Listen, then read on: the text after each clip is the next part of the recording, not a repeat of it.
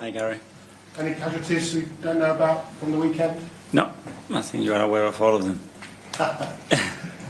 With Bukayo, obviously, a bit of a hip issue before kick-off? Yeah, we have to wait. Today he was better, but we have to wait and see how he responds and then make the decision. As far as you know, and I'm sure you've asked and you've seen him, nothing too serious. It doesn't look like something too serious. Whether he's going to be available for tomorrow or the weekend, we will see.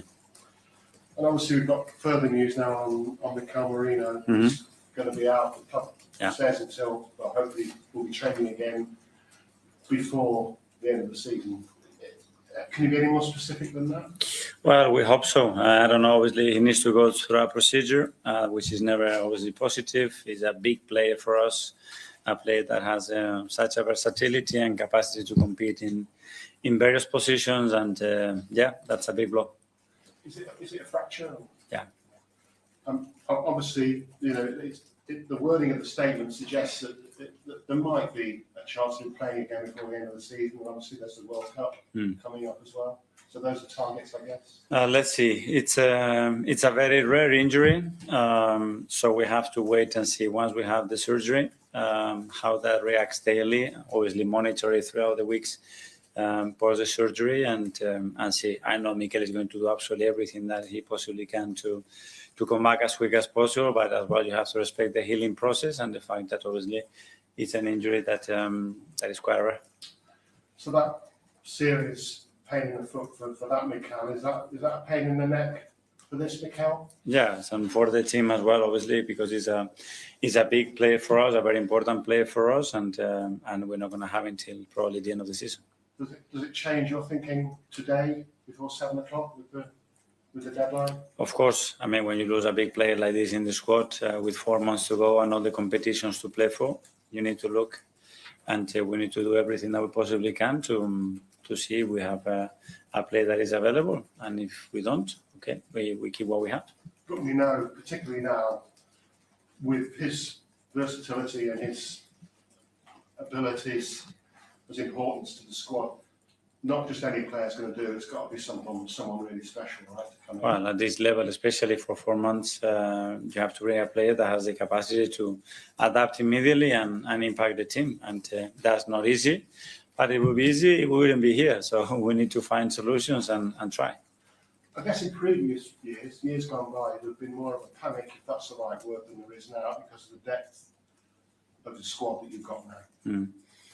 Yeah, but we have more depth now. But for 7 months, we haven't had the depth because we have players out, like a lot of teams. So we know the demands, the standards that we need, and we need players because we play every 2-3 days.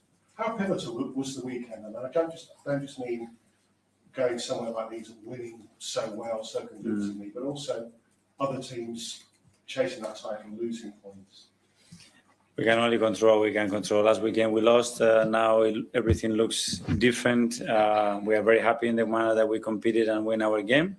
And that's the only thing that is in our hand. And by the way, big congratulations to our women's team for winning the trophy at the weekend as well, which was a really, really nice news. Paul Merson said on Sky that it kind of felt to him, that game, that victory, the whole weekend. It was like the weekend, the game where Arsenal won the title. Yeah, we need another 13 or 14 of those, and that will make it happen. So we know how much is still to do. We are very conscious of that.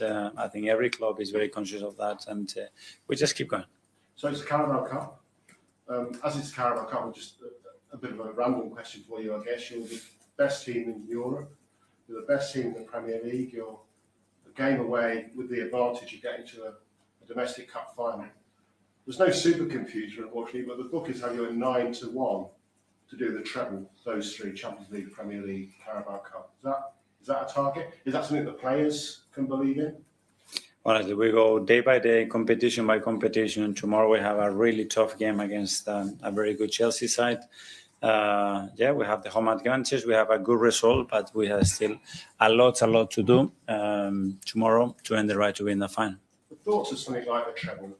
There's nothing wrong with the dressing room believing that that's possible, is there? There's no point talking about it. What we can talk and control is what we do daily.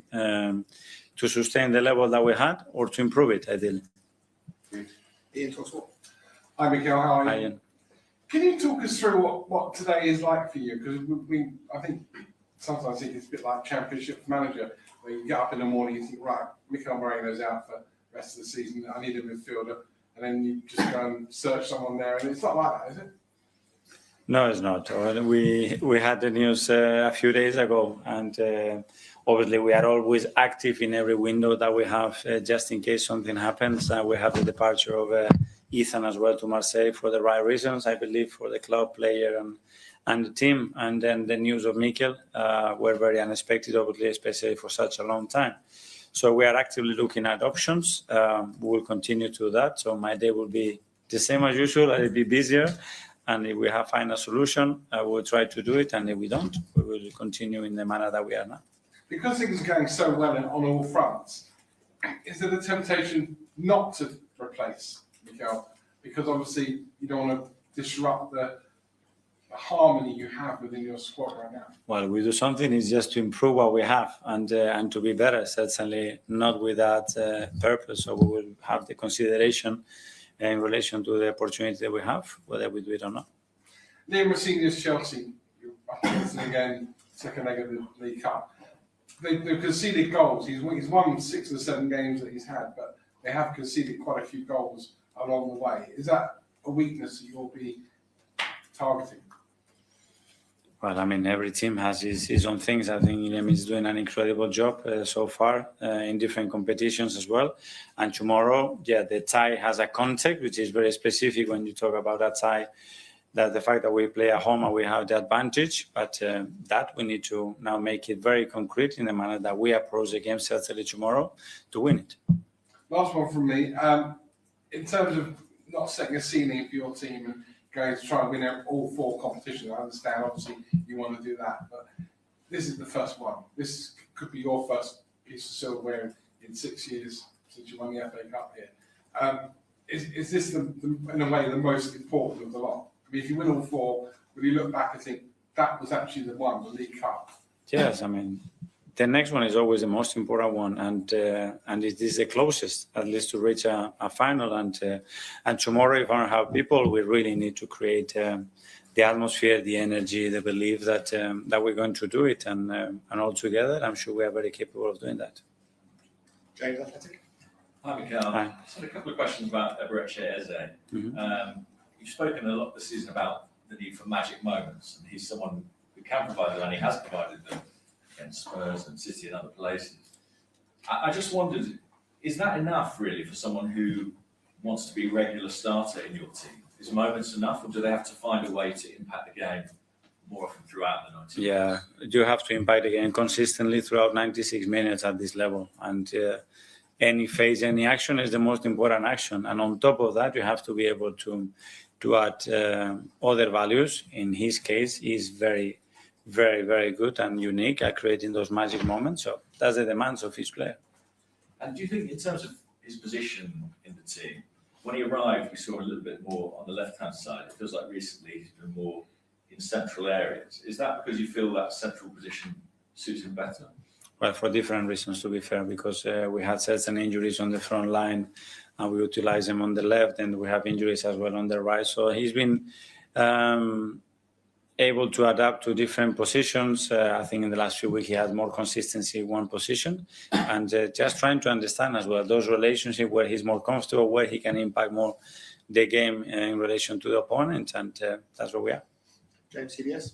Hi, Mikel. I'd like to ask you about Victor Gyökeres. 4 goals in his last 6 games. Are you seeing signs of an improvement, and if so, where on the pitch? Yes, well, his all-around play and performances, I would say, he's been much more consistent in actions and consecutive actions, especially. His defending inputs, they've been terrific from the beginning, but attacking-wise, understanding his movements, the timings of his runs, the presence and movements at the box has been much better, and he's been more prolific, certainly, in front of goal to help us to win more games. And he's starting to score those, maybe not the most aesthetically pleasing goals, but do you think that was something your team was maybe missing before it came on? Yes, I mean, he has the ability to do that, and goals are goals. I know that we prefer the beautiful ones on YouTube, but they are all very important, and the ones that he scored recently are very much the same.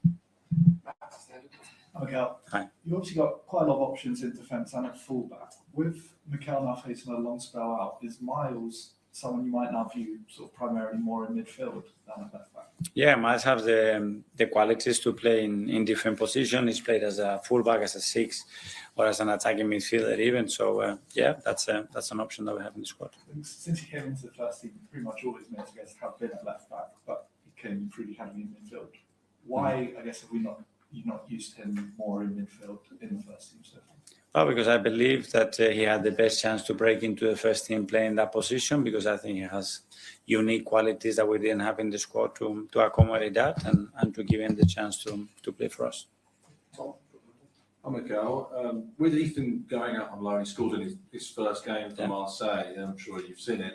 How delighted were you to kind of see him hit the ground running in some ways? And then another in your mind going, that maybe could have been for us as well if he was still here. Yes, but we made the decision now. What I would love to see from Ethan is the score that goals every 3 days, and he plays a lot of minutes.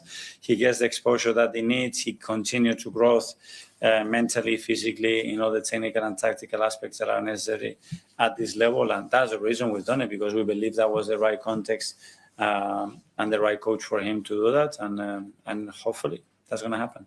And the understanding was that there wasn't a break clause in that loan that you could say emergency bring him back within this window. Did you do that with the mindset of we're sending him out there and he's going to get important experience over the next 6 months? Well, to be fair, that's more something that Andrea and Sam in this case are more in charge of deciding and negotiating, because it's not only what we want as well as what the other clubs expect from the player that is joining them and the way he commits to that club.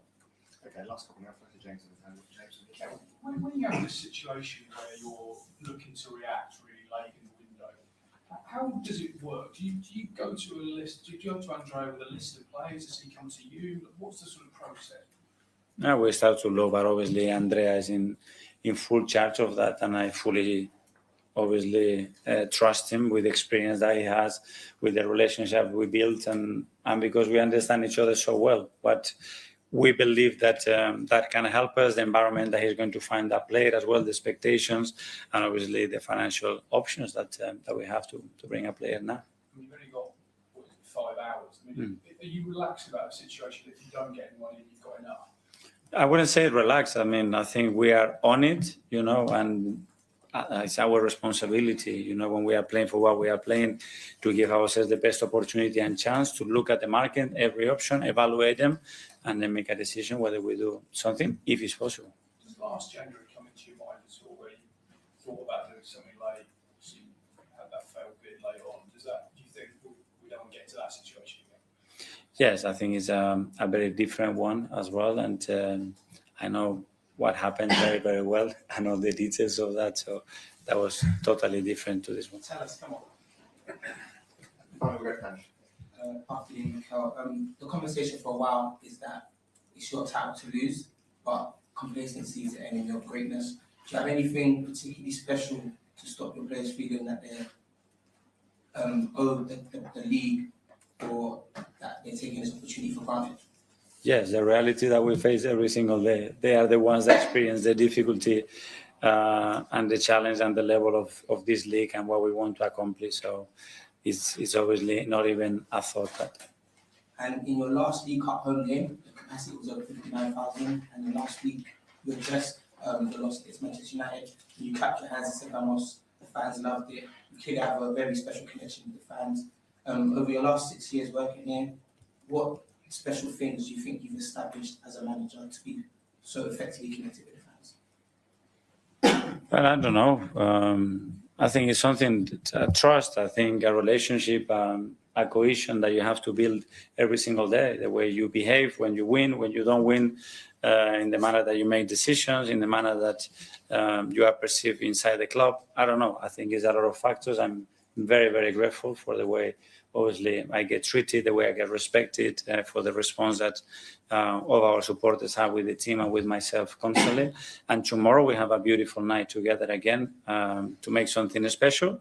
And we all together, we're going to do it.